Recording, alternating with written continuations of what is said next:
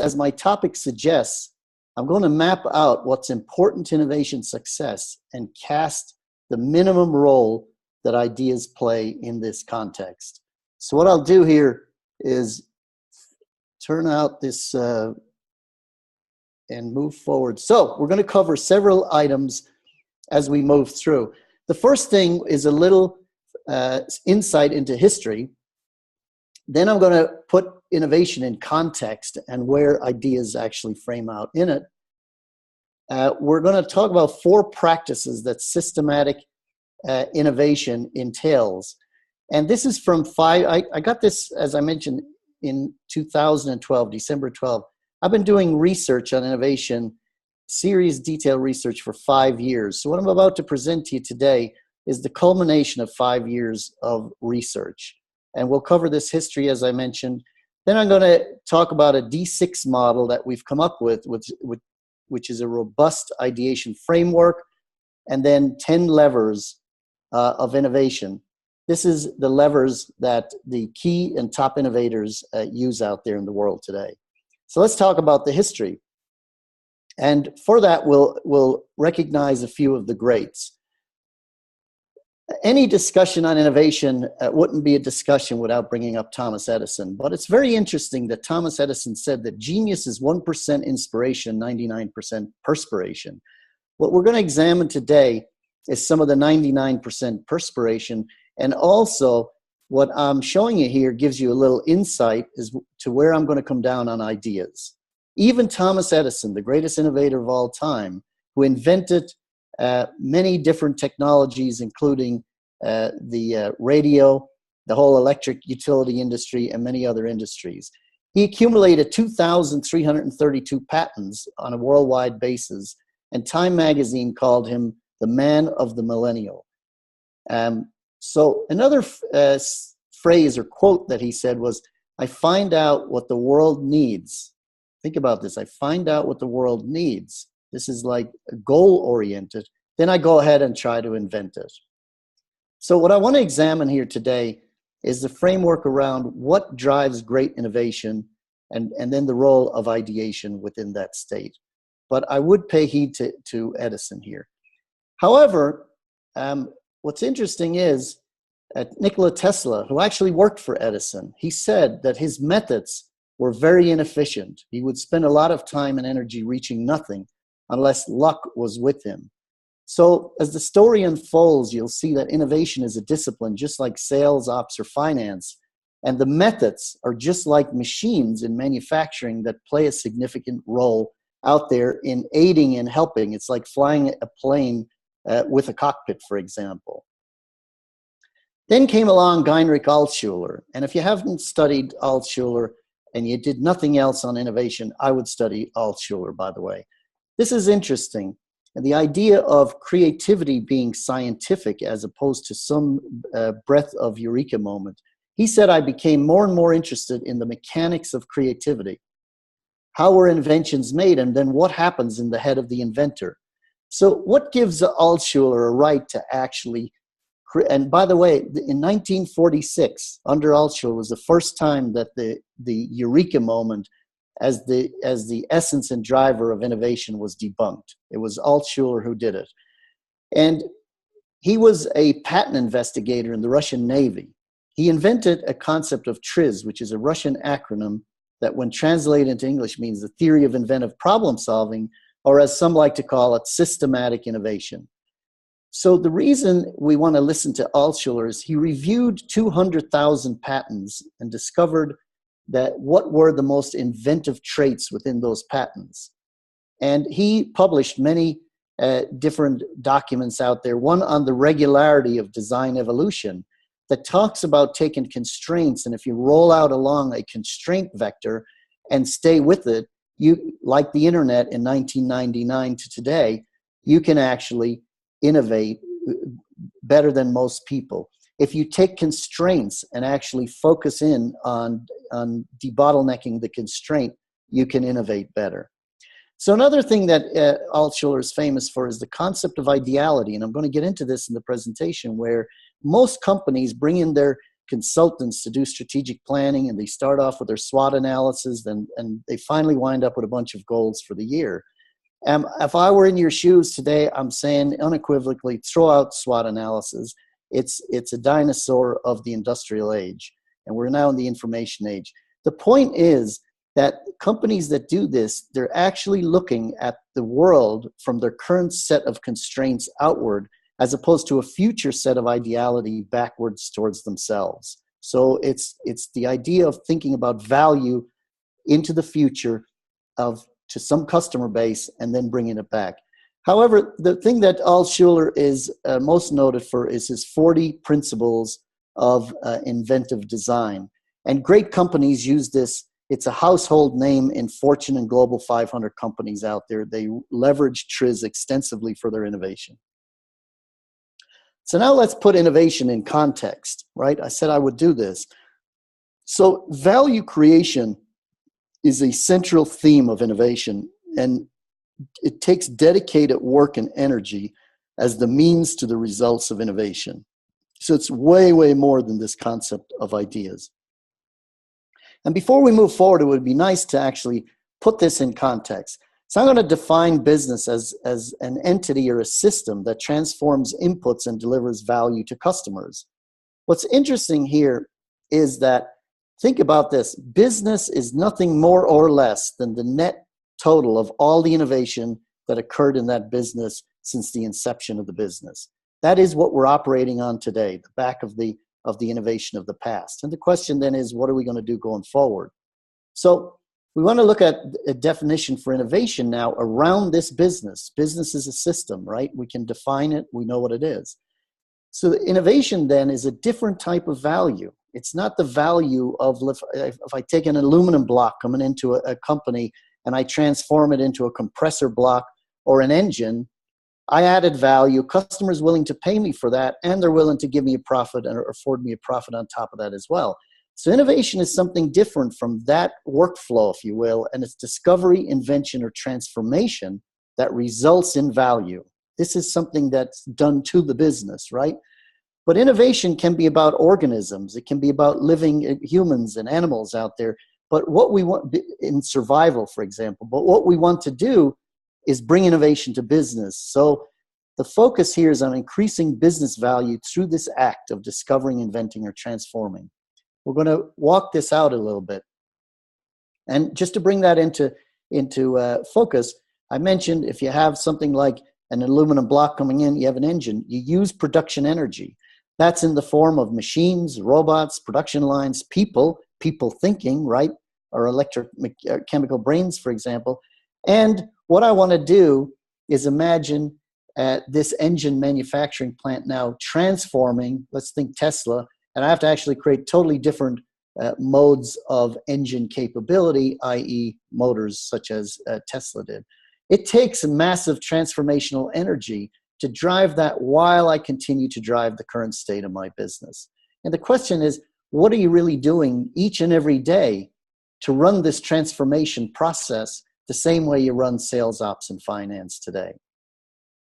I want to just cast this thing. Today's urgency is a major force against innovation, and it will win every single time unless you equally prioritize for tomorrow's and tomorrow's needs through the execution of innovation strategy. The top reason that companies go out of business today is they stop doing this, and it's think here, it's the number one responsibility of the president and CEO of the company is to drive that transformation, the strategy and the strategy execution / innovation. Now, why is this important? According to Richard Foster from Yale University, since 2000, 52% of the names of the Fortune 500 are gone. However, what's really cool here is that top innovators have figured out how to manage this dynamic nature of innovation. They outperform the bottom quartile, the top quartile versus the bottom by 12x. Okay, I want to put this in perspective. Different industries have different numbers, and there's a ton of research from the Product Development Management Association on this, but on average, for every dollar invested in R&D, a top innovator will deliver $39 of new revenue, where a bottom group delivers $3.30. So there's real money here in innovation if you get it right. And it's also important because in study after study, when CEOs are asked, they say revenue growth is their top priority, and innovation has become the main engine for this growth for companies. Okay, innovation and strategy are tied at the hip. They are like the hand in the glove. Strategy sets up and the formulation of strategy. What is my intended strategy? Sometimes I deliver, and sometimes I don't realize my strategy. This gets down to an execution issue. But what people talk about as well is how do we engage all the people to actually drive change in the business? We call this emergence strategy. And if I can get these two right, and I'll show you how to do it here, now I'm actually bridging the gap between the top down, bottom up, so to speak. And now to kind of put this whole thing in context of innovation, a lot of times people look at new products and new product development, actually as innovation in their company. This is not innovation whatsoever. This is nothing more than another process. I need to manage this on an equal basis to the way I manage sales ops, HR, finance today. So this is a process view where I do strategy and then I roll this down. But what we really want to do is we want to innovate across the entire business, right? This is viewing innovation strategy as a meta strategy as opposed to just another function within the organization or another process. And I want to bring this to light through an example. It was 1970. The Kimberly-Clark was 100 years old. Guy Menard was running the company. They were in the pulp and paper industry, and fundamentally they made paper products, primarily commodity paper products. They had a little fledgling division. This is 1970, remember, packaging was emerging, that was into consumer-based paper products. And Guy Menard retired. Darwin Smith came in as the new CEO. He looked at this and was trying to figure out what horse to run from a strategy perspective into the future. And he decided that this little tiny fledgling business in the consumer products world was very important to them, and he bet the farm on it. He fundamentally sold off paper mills in New York, California, Ohio, Wisconsin, all over the place, and they reinvented the whole company. This is what happens when you innovate on strategy itself. So, from a CEO perspective, your company is usually pretty good at sales and marketing, right? We communicate value, we convey value or deliver it through the operations side, and we actually capture value by the customer paying us. And usually there's technology underpinning these functions or processes, which I'd rather call them, the value creation. But what about, so this is running my business for today. Do you have an equally equivalent process in your organization that transforms the business for tomorrow, which is the value creation process, as opposed to the communication, conveyance, and capture side of the business?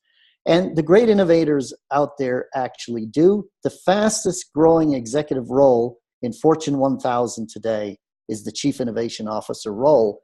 And there's a whole emerging set of technology to support that, the same as CRM, ERP, and accounting systems.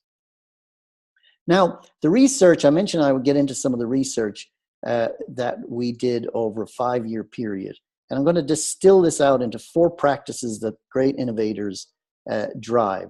Okay, so they build customer-centered strategy, right? We'll explain how that is. They engage employees to deliver strategically aligned initiatives. A lot of companies struggle with the actual execution of strategy. And then coming to new products and new services or what have you, they actually do things differently from a value proposition and product creation process. And they actually run the whole innovation as a system through a systematic methodology. The first one, build customer-centered innovation. I think a good example here, I know it may be overused, but Netflix started off, obviously toppled Blockbuster back in 1995 to 1998 with the DVDs, but they could have stopped there and somebody else could have knocked them off the block. But no, they continued to innovate by thinking about their customers and looking at the vectors of technology that would enable them to serve their customers better. So in 2007, they developed streaming and got rid of the DVDs. And then they entered the film and TV industry in 2013. They're noted for Orange is the New Black and the House of Cards series. And last year, Netflix released an estimated 126 original series, and they have more than 86 million subscribers in 190 countries. That's thinking about this approach to customer-centered innovation. How would you think about this in your company? Well, obviously you think about the customer first.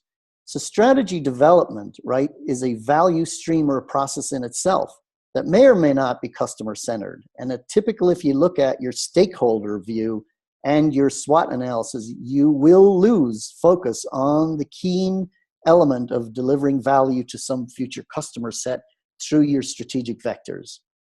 So this is why you develop these set of strategic thrusts first. And when you get together with your executive teams, don't talk about all of the issues going on in your company whatsoever. Think about one thing. What are the value propositions, or at a very high level, what is that market product map? What am I mapping the products to the markets through the channels here? And until you get that right, and you do it through customer segmentation and value proposition alignment, you don't move to all of the issues in your company, because this is looking at a future state of ideality backwards. And only then do you bring in your, what we call your innovation objectives, right? So the innovation objectives answer the how of the business. And those innovation objectives are the primary ones, are the ones that touch the customer, usually your new product, sales, marketing, customer fulfillment. And you now look at what are the transformational elements in these key processes that I'm going to drive over the next period of time, whatever your period of planning is. And after that, I bring in the secondary processes. So the key here is when you, and I'll take HR just by way of example, when you take the leader of HR, they thinking that they're running an organization, a function, or are they running a process? If they're thinking they're running a process, they're going to go to their customers, which may be your head of ops and your head of sales, and they'll ask them, how can I serve you better? And it could be, and you could break down an 80-20 rule. What are the 20% of the employees who are actually providing 80% of the value of the company? And it's usually along the lines of what am I driving in the operating side of the business, or in an internet business, perhaps the marketing and sales side of the business. And usually the output of that process can be measured very succinctly in perhaps time to hire, quality of hire, and retention rates. So what we want to do in HR and in every one of these processes is manage the lagging indicators, the KPIs, the lagging coming out of these. Don't think about balanced scorecard. Again, that's putting the cart before the horse, measurement before process. And then what you do is you look at the outcome of those processes and challenge the managers of those processes to create leading indicators to help them drive transformation in those processes. So what I want to do is to give you just another view of this and why it's so critically important. The strategic thrusts actually empower your purpose. It's the why am I in business to begin with, and there's only one reason, is to serve customers who are willing to pay us so that we can take care of all the other stakeholders. When we move that backwards into the company, the innovation objectives, I call these the keystone of all innovation. And the reason is they become the communication medium from the CEO through the executive layer of management into all of the functions or processes. And you can now actually create innovation like crazy, because now I can drive initiatives that are mapped and correlated to the innovation objectives. And this gives you deeper and broader innovation capability, not just thinking about products or something to that effect, but across your whole entity at the business unit. So these innovation objectives are going to come up here in a moment again. So anyway, this is a framework for thinking about how do I enable strategy from an execution standpoint. Now we want to talk about engaging the people. I mentioned the innovation objectives as a way. So once these objectives are developed, they can be utilized as the communication vehicle, right? And what I want to just mention is companies like 3M, who manage thousands of new product initiatives at any one time. In fact, at the moment, 3M is managing the creation of 30 platform innovations simultaneously. So they're launching 30 new companies as we speak right now.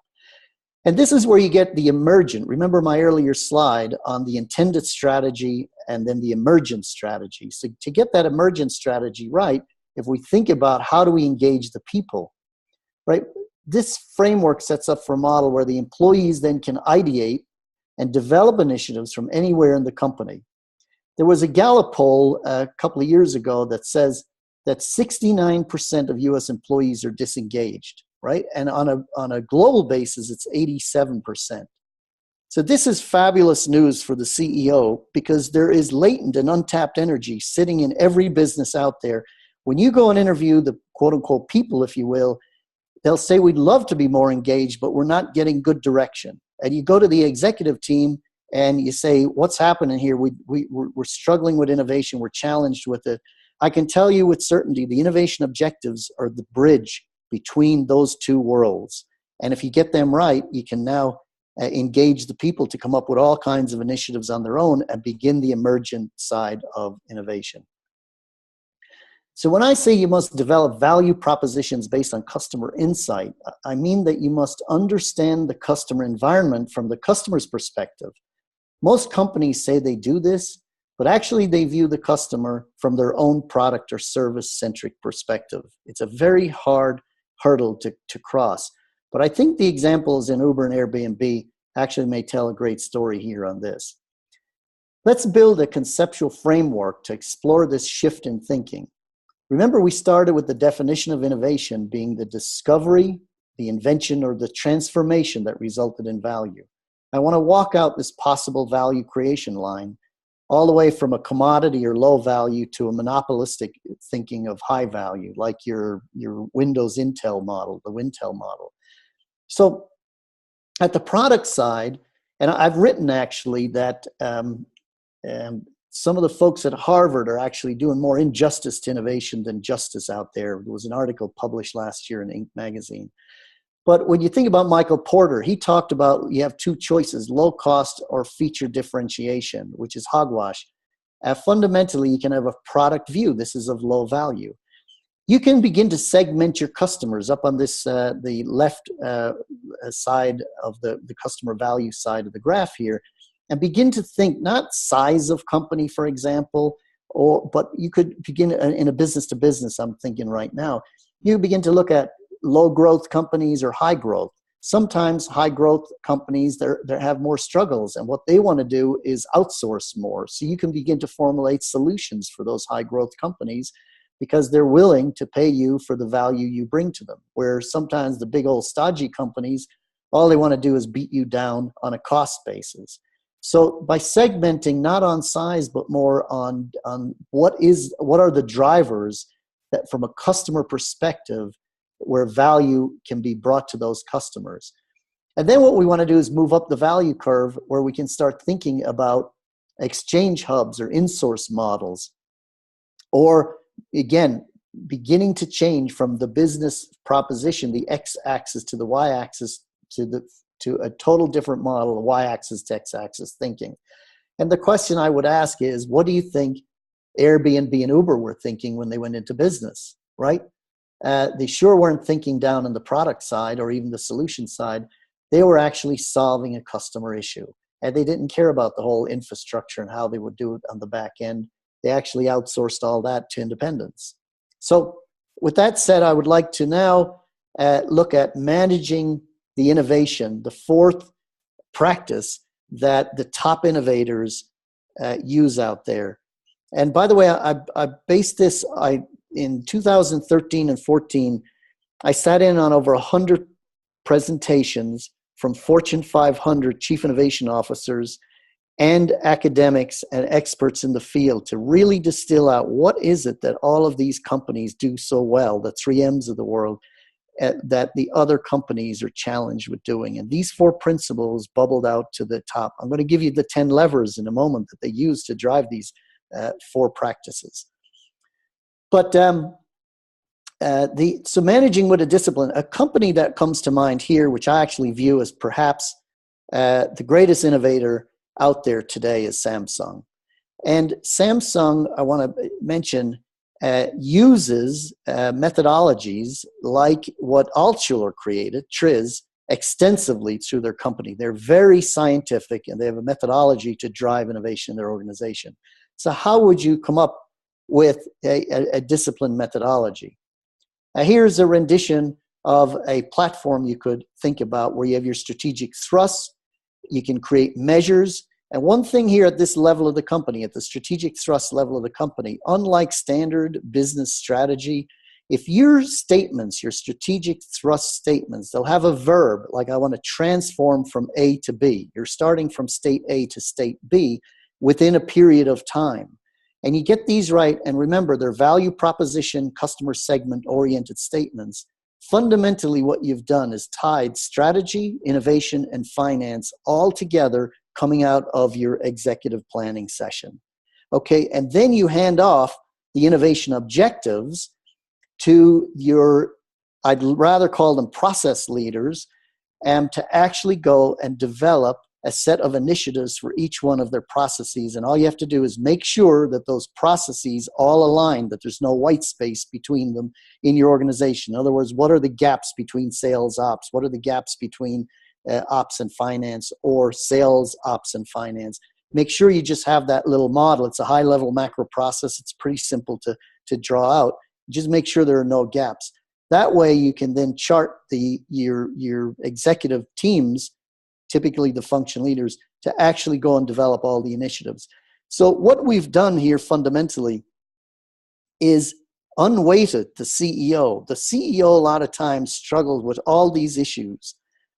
But the key issue is, why aren't the core leaders that report to the CEO actually driving the change across the business, which is what they're charted for doing? And unfortunately, the CEO owns it all until they don't own it all. And by walking out that methodology, you can go out and have your function leaders develop what the initiatives, and make sure they're all aligned back to the strategic thrusts that you spent your time driving in the organization. Now what I'd like to do is, remember I mentioned that I would put ideas in context and prove to you that they're really not that important in the grand scheme of innovation. And I'll go back to my friend Thomas Edison, and he's onto something here. He says 1%. Let's just examine how correct is Edison for a moment. So we're going to walk out really a robust ideation framework here. And we call this the D6 model, and I'll bring it into reality in a moment. But desire, what is the goal that I have? This is your desire box. I have to state the goal. I need to state it in a aspirational, inspirational way. And before I go to ideas, right? Most people, they go into brainstorming. If I have a team and we go into a brainstorming session today and nothing happens, I go into a brainstorming session tomorrow, it's the same set of people. What did they learn between today and tomorrow? Or are they robots? Are they living, learning organisms, or are they robots? By injecting this discern, which is gathering insights from the environment, from the external environment, from the technological vectors that are impacting my company today, and the market side vectors, and gaining understanding from that before I go into an ideation session, before I go into discovery mode. That serves me way better. And then what I want to do after I go through ideation, I need to affinitize or use one of these KJ analysis or some kind of voting pairwise AHP to come down with a set of decisions on how am I going to advance the design of my new process, my organization, business model, products, it doesn't matter, strategy. And then how do I advance that design? And I ask the question, when I get done a certain level of my design, how close is this design to my desire? Am I getting closer to the goal or not? And if I'm not, I have to go back through this experimentation loop. So what I'm framing here is that an external goal, a higher order goal that sets off an experimentation loop, is the way to think about driving ideation and as a component of the overall innovation management. What we went through a few moments ago was innovation management. Now we're in the act of innovating itself here. And if I go through this experimentation loop and the design gets closer and closer to the desire, then I deploy my new innovation, whether it be a product or process or what have you. I want to bring this into context, into ideas here, right? So we have the desire, discern, discover, decide, design, deploy. Now, Bringing that into layperson's terms, or idea terms, if you will, we set the goal, right, of whatever. It could be a simple, stupid goal. It could be, I want to set the goal of creating new strategy. You have to separate whether it's the old story, don't tell me about the theory of combustion when my finger's in the Bunsen burner. Can you quench the darn flame? So you can be at the low level of the business and have a goal, or you can be way in the, the 3-year future plan. It doesn't matter. It's a goal. So we set the goal. We go through the observation of the environment or gaining insights from the environment. Then we move with that newfound knowledge. Here's where we're learning in the company. Your team is learning at the observed step. We go into ideation. We then go into selection. We advance our designs. This is what the great innovators do. They drive this process to more perfection than the not so greats. And then you launch. So I have 2 questions right now. What was the difference when Thomas Edison developed the practical light bulb? There were 22 other light bulb inventors in the market before Edison. He didn't create the light bulb. And the difference, the simple difference, was he had a higher order goal, an aspirational goal, and he had a much better process to drive that towards that goal through his invention lab at Menlo Park and then Orange, New Jersey as well. And that was the big difference. He had the higher order goal and a better experimentation process. My second question is, and everyone talks about blue ocean strategy, while it is important to think about, the issue is we all live in a red ocean world out there, and it's continuing to exercise in innovation that builds strength, just like it does for your body or your mind. And the second question is about Apple. Anybody would have said that Apple was the most stupid company in the world when they came out with the iPod. There were over 40 MP3 player manufacturers already in the market. Excuse me. So what was the difference? The difference, once again, was that Apple had a higher order aspirational goal, and they had a much better experimentation process. So what I would like to do is, I'm saying that the goal represents 40% out of 100 points. There's a lot of research out there that says over 30% of products fail on launch through no fault of the product. It's just bad marketing and bad launch and everything else. I'm going to give that 20 points. I think because the observed steps and the design steps are learning steps that we're learning and we're driving our organization through learning, I'm going to actually weight ideas as 8%. So now 8% on that fact that I'm doing one innovation. But remember, we're trying to manage innovation as a systematic discipline and drive great innovation out there. So there are 10 levers, by the way, that the top innovators use. And here they are in front of us: strategy, process, organization. These are the planning levers, right? Underneath this, and this came from this research that I did in the past few years. The next level is the execution. And this is your ideas through initiatives to innovations. And then the acceleration levers underneath, and then resources, obviously, are all of the resources you bring to bear, with an emphasis on people here.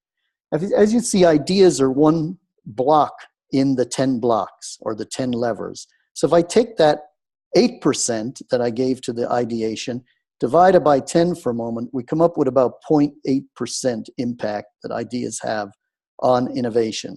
So what I'd like to do now to conclude is give our friend Kurt Carlson and Dr. Albert Einstein here the last word. Kurt Carlson was the CEO of the Stanford Research Institute. They developed Siri, HDTV, and hundreds of other blockbuster products for many companies out there. And Kurt Carlson said, referring to his customers when he got working with them, he said that less than 30% of the initiatives of any of his customers had any value whatsoever to the company. Think about that wasted energy, less than 30%. But what he did, this is a graph out of his book on innovation. What he said was the ones that actually had a much better return on innovation were those that drove change with a customer focus. And those that actually invoked a shared language and tools even drove more value. And the ones who drove the highest value were those with a customer focus, shared language, and a value creation process, which I've outlined here in my presentation to you today. This is what differentiates to the 12x gap between the great innovators and the not so great. And we'll give the final last word to Dr. Einstein. He said, if I had an hour to solve a problem, I'd spend 55 minutes thinking about the problem and 5 minutes thinking about solutions. So Einstein gives 8.33% to the idea side of it relative to just one problem. And if we take his goal and divide it by 10, if you will, we get 0.8%. So ideas are about less than 1% when it comes to innovation, ladies and gentlemen. And after this, I'll provide everyone with a copy of this presentation if you want. And if you want a free innovation strategy workbook that follows the model that I've presented here, I can send that to you too. But at this time, I'd like to turn this back to Chris for any questions from people in the audience. Thank you. Kevin, thank you so much. That was incredibly interesting and insightful, and I'm sure there's a round of applause out there that you simply can't hear at this point. But we do have a few questions, and just a reminder for everybody that is on the call, you can click on the Q&A box on the bottom of the screen to submit questions for Kevin. So I do have a few here, Kevin, that will get us started, and we'll see if more come in. But one of the first questions is, how do companies go about budgeting for innovation? Okay, so on the budgeting side, we have, okay, so there are different industries fundamentally would have different norms out there, right? In manufacturing, for example, that you led into there, Chris, there's usually around a 3 to 5% budget. And obviously then you create initiatives to go against it, and you have to demonstrate the value. And so I would say, you know, companies like pharmaceutical companies like Merck or Novartis, they're up in the 17%. And tech companies are usually the highest in around a 20% type of a world. But what's interesting is, while the breakdown actually is interesting from these companies of what do they actually invest this money in. And while each one is different, there's usually a norm that you start off of, and it breaks down onto what am I doing, you know, to sustain or refresh my current products? What do I do to drive adjacencies out there, either on the market side or on the product technology side? And then we have the breakthrough, right? Breakthrough, which is I'm going to spin a whole new business off of this, just like a startup. Usually what the companies do is they break that down in a 70-20-10 split. 70% for sustaining my current suite of technologies and products, and about 20% on adjacencies and 10% on breakthrough. But what's interesting is the returns tend to be opposite. And one would say, well, why not flip it? And the reason is your whole company will fall apart if you don't continue to refresh on your current business. So it usually breaks down around that 70-20-10. Okay. Another question that we have here is, how do you actually measure the innovation performance? So they're evolving out there are some very normal standards that the great innovators do use. They use them, broadly and widely. But innovation, and there are lagging indicators, as I mentioned in my presentation, where you're coming out of a process. You look at lagging indicators, and then leading indicators, what would lead to the actual outcomes of your whatever kind of process you're trying to innovate on. But, you know, when you're thinking about external and products and whatever, usually the innovation pipeline strength, you know, think about it as a sales funnel only for new products coming through that, and a big fat top on it. There's a huge problem with stage gate out there, and that is it turns into more of a pipe, and the gates more block innovation. So that's geared off of that old project paradigm. They're trying to straighten it out, but it's kind of like, you know, why not start from scratch from a flow model? But return on the innovation investments, you can actually measure that fairly straightforward. Time to market is a great one. And the one that you hear all the time is growth in revenue from new products. So companies like DuPont, for example, and 3M used to be, where they had a goal always of 30% of their revenue came from new products. And new products was defined as new products that were released into the market in the past 5 years. Now, 3M just moved their number up to 35%, and they increased their R&D budget. I think it was from 3 to 3.5%. So they obviously throttled the causation element to get the effect element out of it. Great, thank you. And that leads into, I think, another question that's been raised in terms of can you provide some ideas or examples on how a company can really start the acceleration of this innovation? And this comes back, I mentioned that I had spent years in the automation business and then in the lean manufacturing software. The whole concept of flow, back in the day, we used to build to inventory, right? And just bloat up all the cash consumption in the business and then sell out of inventory. And obviously this was too expensive as the dynamics of the market changed as well. So the key truly is to start with everything from a flow state, from the viewpoint of the customer backwards. Innovation, just like lean thinking, it's a reverse science in a sense. You're always looking at value from some customer. It can be an internal customer, external customer, doesn't matter. But whatever that customer set is, begin to think about value there and then ask, what are the flows that I have to go through to drive that value in an agile way out to that customer base? So that's number one. And then really driving an increased quality and agility and speed in the processes then. And remember, new product development, NPD as they call it, is an actual process itself. So it should be treated no differently. I can actually throttle up a new product development to double my throughput of new products and great ones. So I want to be thinking along the line of quality and speed and value of the product itself. So then you would want to obviously engage tools for the ideation side as I walk through that framework, and then bring a technology in place to actually drive that discipline forward for you. Great, thank you. And I think we have time for one more question. The one I have here is, what are things you can do to really sort of change the culture to be more innovative? Okay. I wrestled with this in the beginning, but I'm pretty settled in my ways on this, Chris.